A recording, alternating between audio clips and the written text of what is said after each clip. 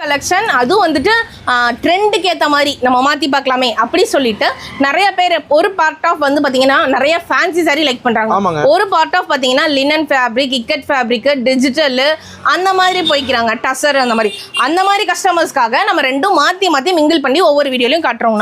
இப்போ நம்ம என்ன பார்க்க போகிறோம் அப்படின்னு சொல்லி பார்த்தீங்க அப்படின்னா ஒரிஜினல் டசர் சில்க்குங்கண்ணா. ஒரிஜினல் டசர் சில்க்குங்கண்ணா. பாருங்க நூல் பார்த்தாவே ஆமாங்கண்ணா. இங்கே பாருங்க சாரி இது முந்திங்கண்ணா.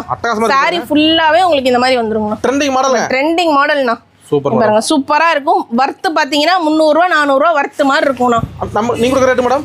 நாம கொடுக்குற ரேட் வந்து பாத்தீங்கன்னா வெறும் 198 ரூபாண்ணா. என்ன சொல்றீங்க? வெறும் 198 ரூபாய் கொடுத்துட்டு இருக்கோங்க.